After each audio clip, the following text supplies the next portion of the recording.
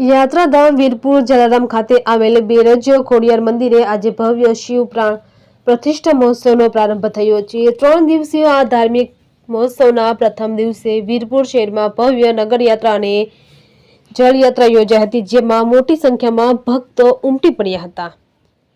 આ નગર જળયાત્રા Hariom guest house પાસેથી શરૂ થઈને સમાધિ સ્થળ સુધી પહોંચી હતી। આ વિશાળ યાત્રામાં બહેનો પરંપરાગત ગરબા રમીને ભક્તિભાવ વ્યક્ત કર્યો હતો, જ્યારે ડીજેના તાલે સો નગરજનો ભક્તિના રંગે ઝૂમી ઉઠ્યા હતા। સમગ્ર વાતાવરણ શિવમય બન્યું હતું। આગામી 3 દિવસ દરમિયાન બેરજ ખોડિયાર મંદિરે અનેકવિધ ધાર્મિક કાર્યક્રમોનું આયોજન કરવામાં આવ્યું છે, જેમાં પૂજા અર્ચના, યજ્ઞ, ભજન કીર્તન તેમજ નિત્ય પૂજન અને પ્રસાદ વાસ્તુ, મૂર્તિન્યાસ, ધજા, કળશ પૂજન જેવા કાર્યક્રમોનો સમાવેશ થાય છે। ભક્તો માટે ભોજન પ્રસાદની પણ વ્યવસ્થા કરવામાં આવી છે।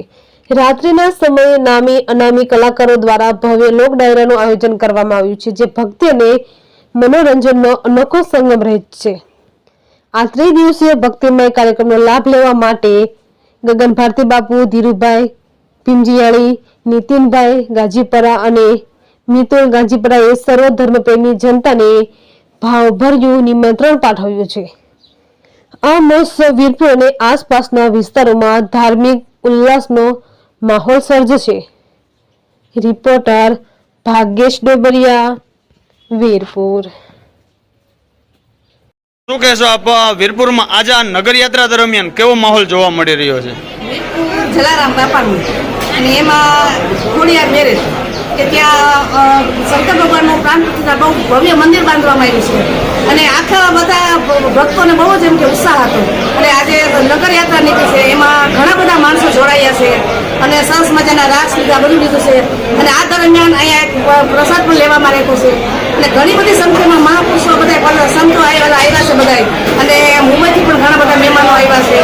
ત્યારે પ્રાણ પ્રતિષ્ઠાનો ઉત્સવ છે તે 3 દિવસ માટે છે, આજે છે, કાલે છે અને 28 તારીખે કે ત્યારે શિવજીની પ્રાણ પ્રતિષ્ઠા રાખવામાં આવી છે અને ત્યારે પણ ઘણા બધા મહેમાનો આવવાના છે અને તેને પ્રાણ પ્રતિષ્ઠા છે અને મહાપ્રસાદ રાખવામાં આવ્યો છે અને 3 દિવસનો આવો જ ઉત્સવ છે, આવો બધો માહોલ છે અને સરસ મજાના બધા માણસોને બધા ભક્તોને અતિ આનંદ છે।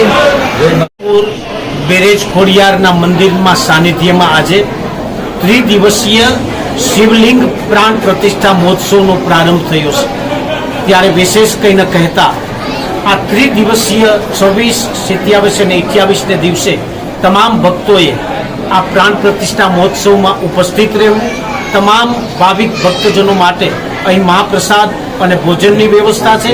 આજે રાત્રે અને આવતીકાલે ભજન, કીર્તન અને સંતવાણીનો કાર્યક્રમ છે, તો એમાં ઉપસ્થિત રહેવા ભાવભર્યું નિમંત્રણ। જય માતાજી, જય જલારામ।